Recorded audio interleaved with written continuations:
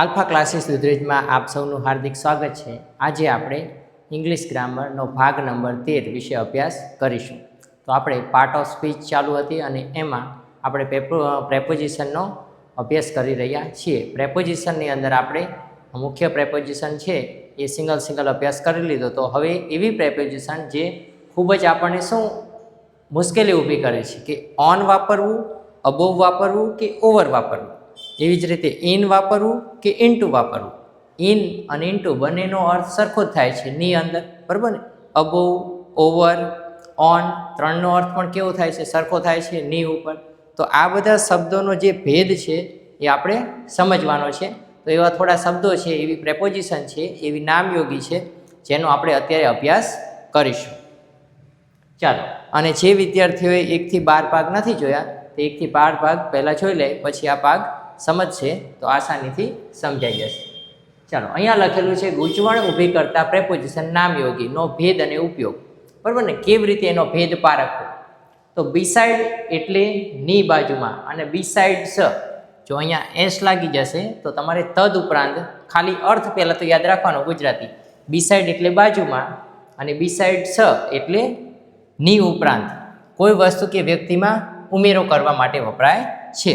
હવે ઉદાહરણ જુઓ, આ બીસાઇડ છે તો કમ એન્ડ સીટ બીસાઇડ મી, તો આવો અને મારી બાજુમાં બેસો। તો અહીંયા બાજુમાં બેસો એવો અર્થ થાય છે। અહીંયા તમે જુઓ, આ એની કરતાં વધારે કંઈક હશે આ બીસાઇડ્સમાં। તો બીસાઇડ્સ ઇંગ્લિશ હી સ્પીક્સ ગુજરાતી, તો ઇંગ્લિશ ઉપરાંત તે ગુજરાતી પણ બોલે છે। તો આવી રીતે આ બંને શબ્દનો અર્થ યાદ રાખવાનો છે। આ બીસાઇડ એટલે ની બાજુમાં, આ બીસાઇડ્સ એટલે તદ ઉપરાંત। એ તો આવડે છે, એની સિવાય પણ બીજું પણ આવડે છે, એ રીતે।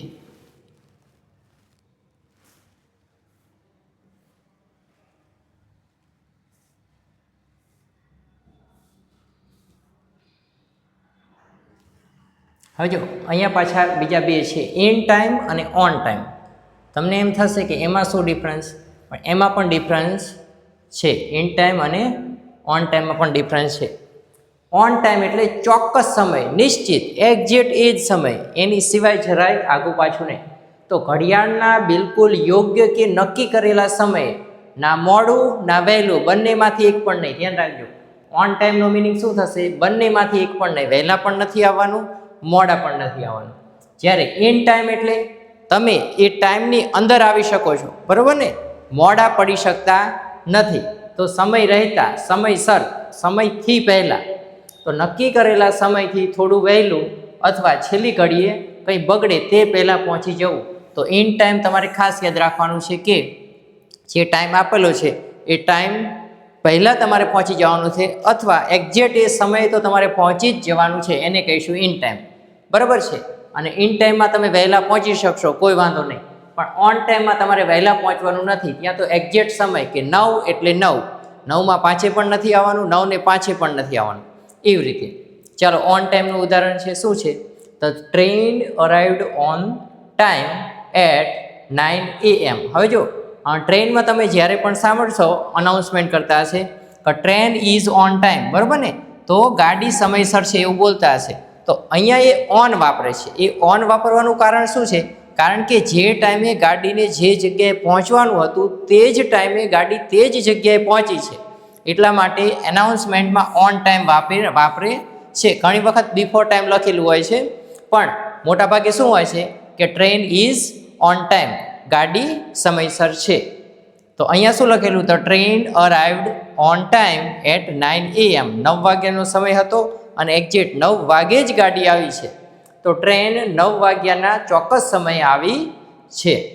હવે જો in time, we reached the station in time, આનો મતલબ શું થયો કે અમારે ધારો કે 5 વાગે પહોંચવાનું હતું તો 5 વાગ્યા પહેલાં અમે પહોંચી ગયા છીએ, અથવા એક્ઝેક્ટ 5 વાગે, અથવા ટ્રેન ઉપડે તે પહેલાં અમે ત્યાં પહોંચી ગયા છીએ। આનો મતલબ એવો થશે।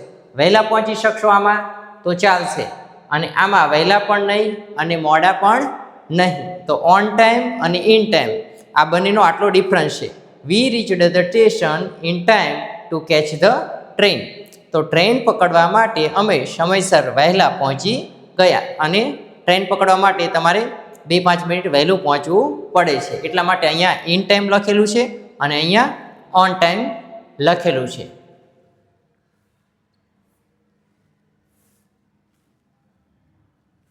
ચાલો પછી છે બાય અને વિથ. ઘણી વખત બાયનો અર્થ વડે સાથે બંને થતો હોય છે, વિથનો અર્થ સાથે થતો હોય છે, પણ વિથ એટલે આપણા ગુજરાતીમાં તમારે બાય એટલે વડે યાદ રાખવાનું અને વિથ એટલે સાથે, એ રીતે તમારી. અને એક હજી આવશે વિથિન, વિથિન આવશે ત્યારે આપણે જોઈશું. તો બાય અને વિથ, બરાબર છે. તો બાય એટલે દ્વારા વડે અને વિથ એટલે સાધનથી સાથે. આપણે વિથ એટલે સાથે એવું યાદ રાખશું અને બાય એટલે વડે દ્વારા. તો ક્રિયા કરનાર વ્યક્તિ અથવા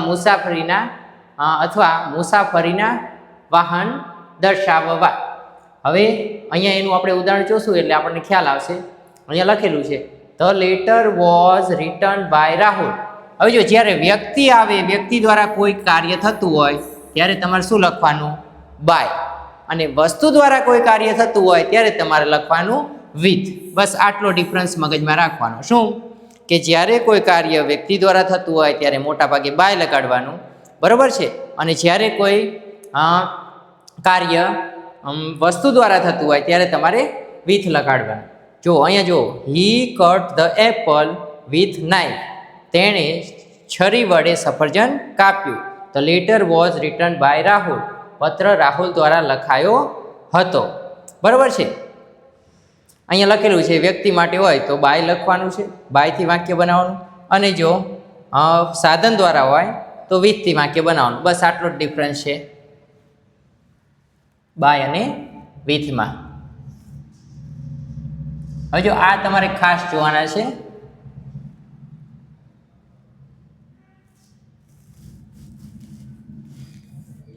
જો ઓન, અબોવ અને ઓવર, ત્રણના અર્થ એક જ થાય છે, ની ઉપર, બરાબર. ઓન એટલે પણ ઉપર, ઓવર એટલે પણ ઉપર અને અબોવ એટલે પણ ઉપર. તો પણ હરેક શબ્દ હરેક જગ્યાએ વપરાતો નથી. શું લેવા નથી વપરાતો એનો ભેદ અહીંયા આપેલો છે કે ઓન. પહેલાં જો ઓન હોય તો જ્યારે વસ્તુ અડેલી હોય તો આને ઓન કહીશું, બરાબર.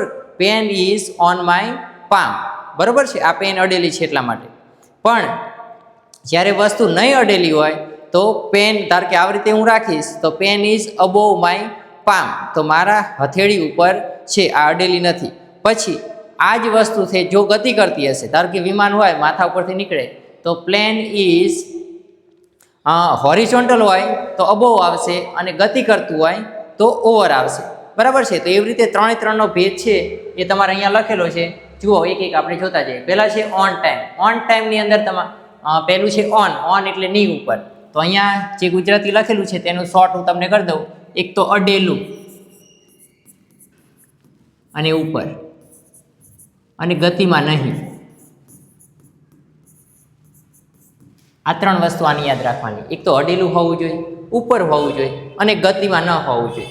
તો અહીંયા લખેલું છે the book is on the table. હવે જો બુક ટેબલને અડેલી જ હશે, હા. પછી એની ઉપર હશે, હા. પછી ગતિમાં નહીં હોય કારણ કે બુક ઉપર હલતી નથી, પડી બુક ઉપર હલતી નથી. તો એટલા માટે પુસ્તક ટેબલ પર છે. પછી જો there is a clock on the wall. હવે દિવાલ ઉપર ઘડિયાળ છે તો દિવાલ પણ એની ઉપર છે, હા. અડેલી છે, હા. એ હલે છે, ના. તો એટલા માટે અહીંયા બંને વાક્યમાં ઓન લખેલું છે. હવે તમે જુઓ, જ્યારે કોઈ વસ્તુ બીજી વસ્તુની ઉપર હોય પરંતુ એકબીજાને સ્પર્શ કરતી ન હોય અને માત્ર ઊંચાઈ કે સ્તર લેવલ પર હોય ત્યારે અબોવનો ઉપયોગ થાય છે. તો હવે જો સ્પર્શ વિના, પહેલાં તો યાદ રાખવાનું શું? સ્પર્શ વિના, બરાબર ને. અને ઊંચાઈ એ એનેથી અડેલી નથી અને એની ઉપર રહેલી છે. હવે જુઓ the birds are flying above. ઉપર જ છે આનો પણ અર્થ. પણ જુઓ એ પક્ષીઓ એ વૃક્ષોને અડેલા નથી, તો પક્ષીઓ વૃક્ષની ઉપર ઉડી રહ્યા છે પણ વૃક્ષને અડતા નથી. એ આપણે ખાસ જોવાનું છે, નહીં તો જો અડતા હોત તો ઓન વાપરવું પડે. My name is above your name. યાદીમાં મારું નામ તમારા નામની ઉપર છે. અબોવ એને અડતું નથી. ધારો કે આ લાઈનની ઉપર આ લાઈન છે, આ લાઈનની ઉપર આ લાઈન છે, આ એકબીજાને અડતી નથી, એવી રીતે. પછી the sun rose above horizon. તો સૂર્ય ક્ષિતિજથી ઉપર આવ્યો. હવે એ ક્ષિતિજને અડતો નથી, બરાબર ને, જેને ક્ષિતિજ કહેવામાં. જ્યારે તમે પૃથ્વીના કોઈ સપાટ વિસ્તારમાં જાઓ અને દૂર તમને એક ગોળ લાઈન દેખાય છે જ્યાં પૃથ્વી અને આકાશ ભેગું થતું હોય, તો એને ક્ષિતિજ કહીશું. એ ક્ષિતિજની ઉપર હોય છે કોણ? સૂર્ય, બરાબર છે, પણ એને અડતો નથી. પછી છે અહીંયા ઓવર. ઓવર એટલે શિરોલંબ ઉપર કે ગતિમાં ઢાંકવા માટે. ઓવરનો ઉપયોગ નીચે મુજબ 3 ખાસિયતમાંથી થાય છે. આ ખાસ ધ્યાન રાખજો. બિલકુલ માથા ઉપર 90 ડિગ્રી વર્ટિકલ પોઝિશન, પછી ગતિ મુમેન્ટ દર્શાવવા માટે, અને કમ્પ્લેટ ઢાંકવા માટે, બરાબર ને.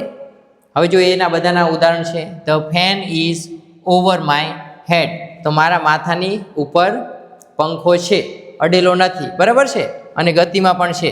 The dog jumped over wall, અને કૂતરાએ દિવાલની ઉપરથી કૂદકો માર્યો, તો એ ગતિમાં છે, તો શું આવશે? ઓવર. પછી put a blanket over sleeping child, તો ઊંઘતા બાળક પર ધાબળો ઓઢાડી દો, તો અહીંયા પણ શું આવશે? ઓવર, ની ઉપર. પછી તમે જુઓ ઓવરમાં ગતિ યાદ તમારે રાખવાની. શું? અબોવની અંદર માથા ઉપર અડેલું નહીં. નંબર 1 ઓનમાં આવશે અડેલું, ઉપર, ગતિમાં નહીં. આમાં આવશે ઉપર, અડેલું નહીં, બરાબર ને, અને આમાં આવશે ઉપર, અડેલું નહીં અને ગતિમાં. તો 1 2 3 થઈ ગયા. ઓનની અંદર અડેલું નહીં, ઉપર અને ગતિમાં નહીં. ઓનની અંદર અડેલું, ઉપર અને ગતિમાં નહીં. અબોવની અંદર ઉપર, અડેલું નહીં, બરાબર છે, અને ઓવરની અંદર ઉપર, અડેલું નહીં અને ગતિમાં. જુઓ અહીંયા તમે આ ગતિ, દરેક વસ્તુ ગતિ દર્શાવે છે. કારણ કે પંખો ફરે છે, આપણા માથા ઉપર ફરે છે, ગતિ દર્શાવે છે. ડોગ જમ્પડ, તો કૂદકો મારે, એ પણ ગતિ દર્શાવે છે. પુટ અ બ્લેન્કેટ એટલે મૂકવું ની ઉપર, એટલે એ ગતિ દર્શાવે છે. તો આની માટે ગતિ, બરાબર છે. એવી રીતે હજી એક વખત કહી દઉં છું. ઓનની અંદર અડેલું, ઉપર, ગતિમાં નહીં. અબોવની અંદર ઉપર, અડેલું નહીં, ગતિમાં નહીં, અને ઓવરની અંદર ઉપર, અડેલું નહીં અને ગતિમાં. આટલું તમારે યાદ રાખવાનું છે.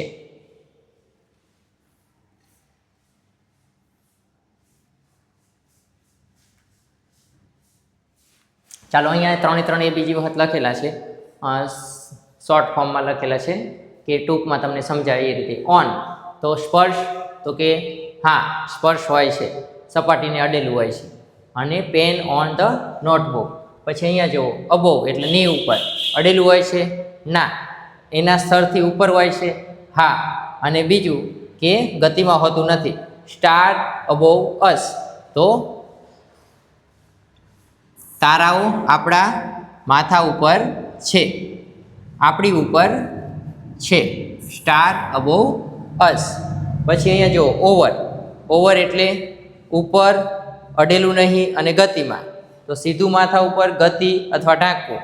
બ્રિજ ઓવર ધ રિવર, તો નદી ઉપરનો પુલ. તો અહીંયા જુઓ નદી ઉપરનો પુલ, તો અહીંયા તમારે એવું સમજવાનું છે કે પાણી જે છે એ ચાલ્યા કરે છે, એ ગતિ આપણે લેવાની છે. બ્રિજ પણ ચાલતો નથી, બરાબર ને, આપણે એ ધ્યાન રાખવાનું છે. બ્રિજ ચાલતો નથી, ચાલે છે કોણ?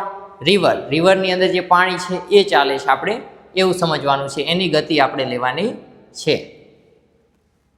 તો ઓન, અબોવ અને ઓવર, આ 3નો ડિફરન્સ ખાસ યાદ રાખજો.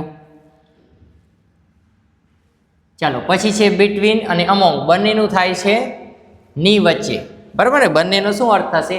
ની વચ્ચે. બિટવીન એટલે વાત જ્યારે જો માત્ર 2 જ હોય તો બિટવીન આવશે, 2 થી વધારે હોય તો અમોંગ આવશે. બસ એટલું જ યાદ રાખવાનું છે.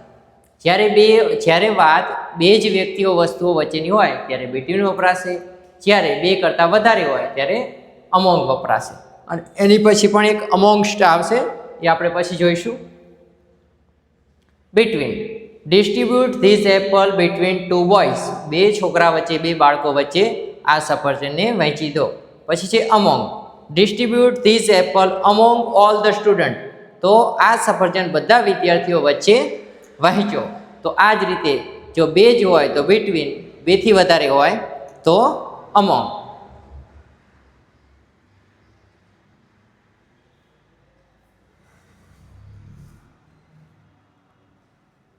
ચાલો, પછી છે એક્રોસ અને થ્રુ. ચાલો એક્રોસ અને થ્રુ. થ્રુ એટલે શું? સોંસરવું. તમારે ખાલી મગજમાં એટલું જ યાદ રાખવાનું, થ્રુ એટલે સોંસરવું. ધારો કે એક્સરે પેનિટ્રેટ હ્યુમન બોડી, તો એક્સરે એટલે જે પેલા વિકિરણ આવે છે, બરોબર ને, જ્યારે આપણને કોઈ હાડકું ફ્રેક્ચર થયું છે ત્યારે એ એક્સરે દ્વારા નક્કી કરવામાં આવે કે કઈ જગ્યાએ આપણું હાડકું ભાંગેલું છે. તો એક્સરે રે આપણા બોડીની સોંસરવા નીકળી જાય છે એકદમ આર પાર. તો એક્સરે પેનિટ્રેટ, બરોબર ને, થ્રુ અવર બોડી. તો થ્રુ એટલે સોંસરવું. શું યાદ રાખવાનું? આ થ્રુ એટલે સોંસરવું, કે અંદરથી નીકળી જાય છે, એકદમ અંદરથી. પછી જુઓ એક્રોસની અંદર શું છે? એક છેડાથી બીજા છેડા સપાટી ઉપરથી જાય છે.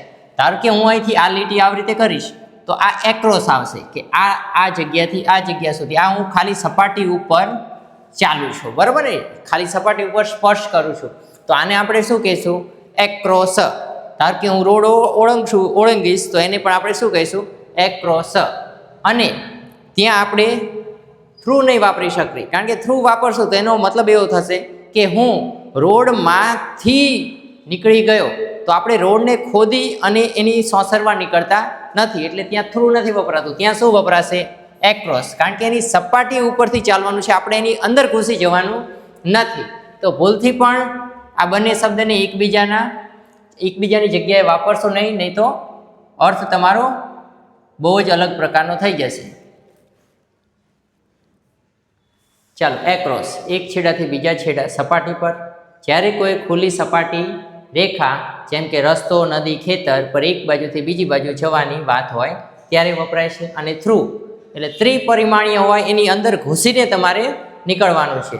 ધારો કે મારા શરીરમાં એક બુલેટ વાગી, સોંસરવી નીકળી ગઈ, અહીંયા વાગી અને પાછળ નીકળી, તો આને સોંસરવી કહેવાય, બરાબર ને. ત્રિપરિમાણીય જગ્યામાંથી અંદર વહી જાય છે, ની અંદરથી પસાર થવાની વાત હોય છે. હવે અહીંયા વાક્ય છે એક્રોસના, જુઓ કે હી વોકડ એક્રોસ ધ રોડ. તો અહીંયા લખેલું છે એક્રોસ, રોડની ઉપરથી પસાર થયો, બરાબર ને, તે રસ્તાની એક બાજુથી બીજી બાજુ ગયો. પછી અહીંયા લખેલું છે તો ટ્રેન પાસ્ડ થ્રુ ટનલ. હવે જો ટનલ આવી રીતે કોઈ ટનલ હોય છે, બરાબર ને, તો ગાડી આની અંદર થઈ અને નીકળે છે, સોંસરવી નીકળે છે, એટલા માટે શું આવ્યું છે? થ્રુ, બરાબર ને. તો એ રીતે તમારે યાદ રાખવાનું છે. તો એક્રોસ સપાટી પર ગતિ દર્શાવે છે, જ્યારે થ્રુ અંદરથી પસાર થવાની ગતિ દર્શાવે છે.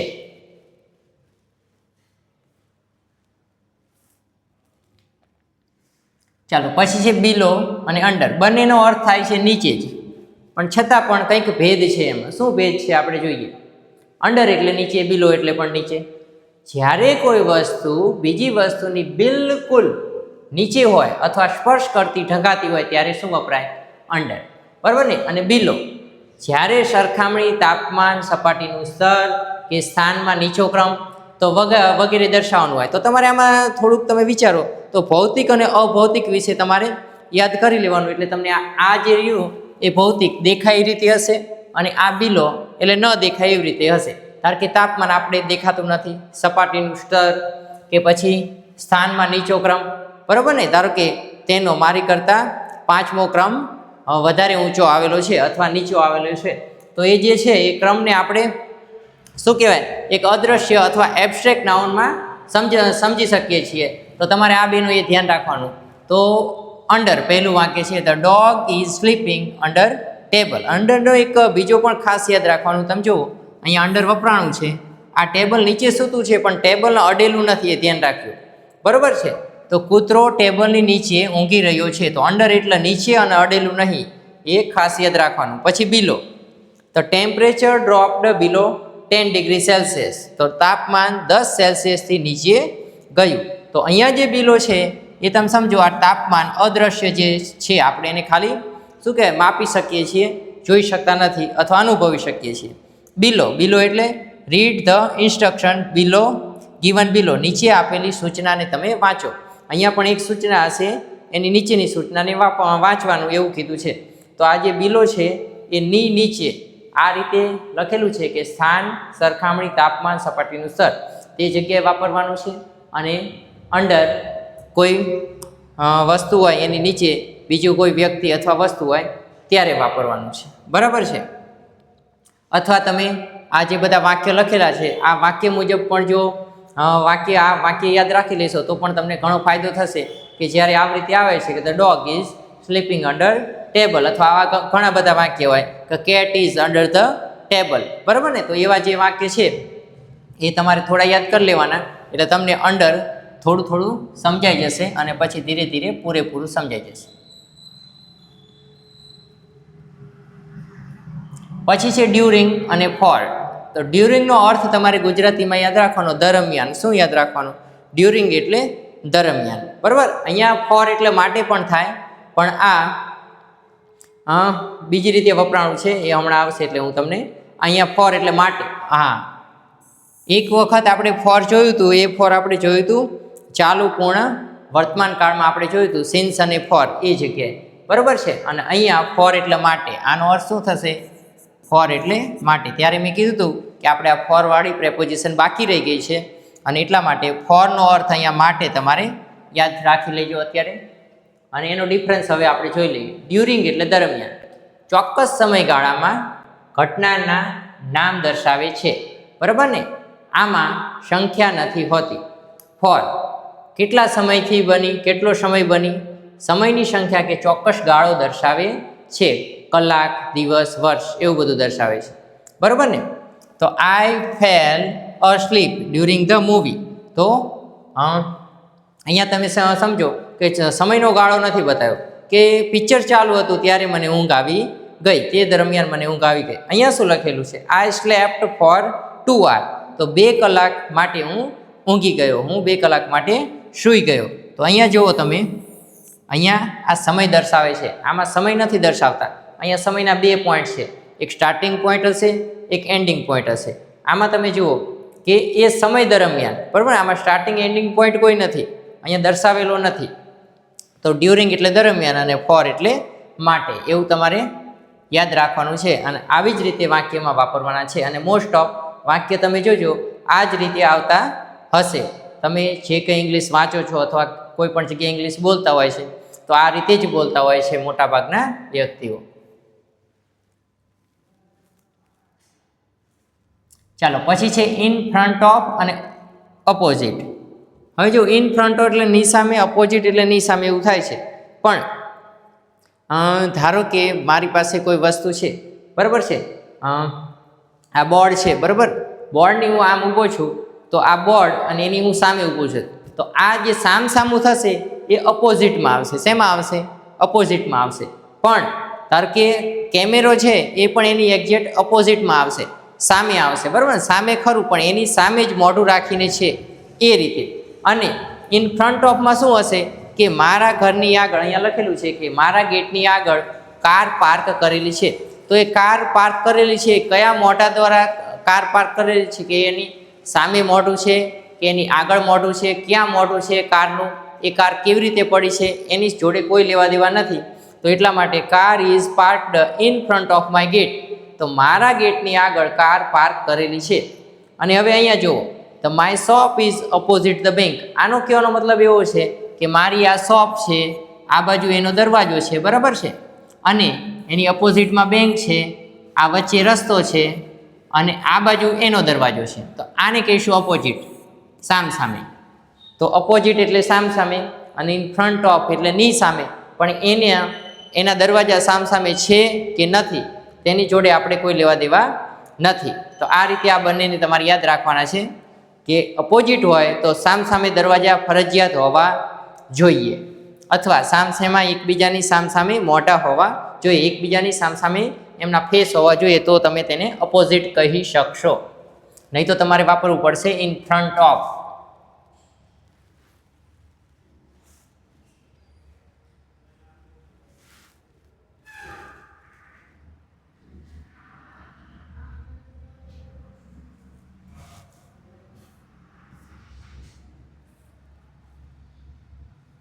ચાલો, પછી છે ટીલ, અનટીલ અને બાય.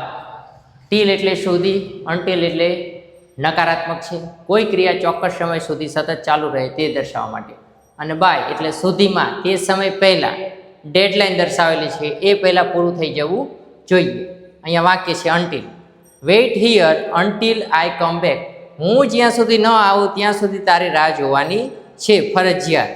પછી by, you must submit the assignment by 5 PM.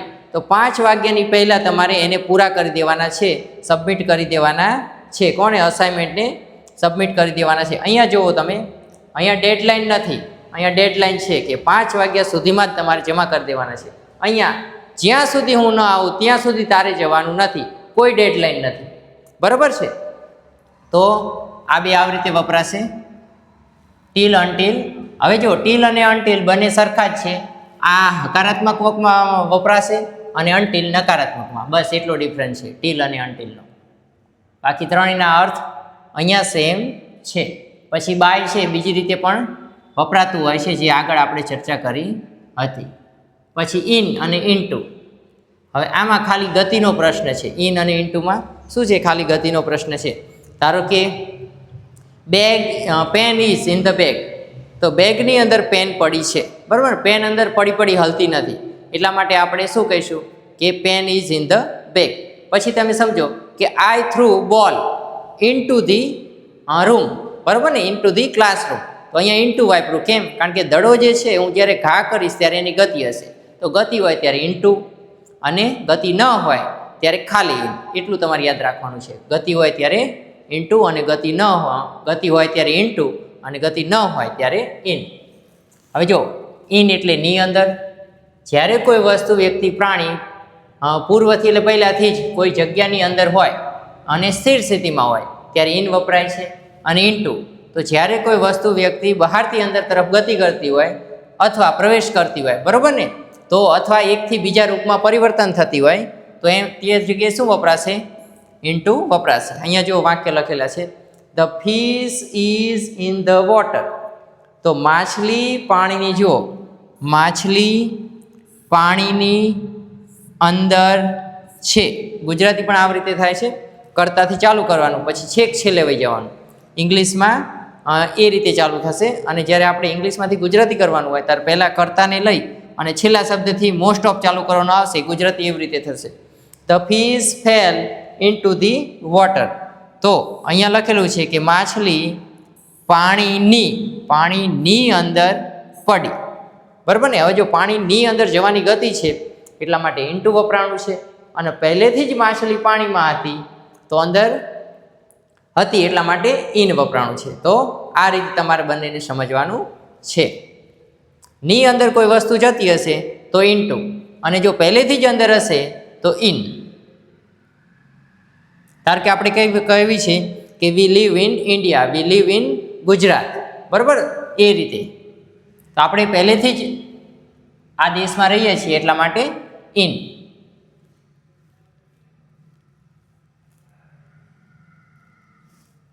ચાલો, અહીંયા આપણા જે કે ડિફરન્સવાળી મોસ્ટ આઈએમપી શબ્દો હતા, પ્રેપોઝિશન હતા, એ બધાનો આપણે અભ્યાસ કરી લીધો છે.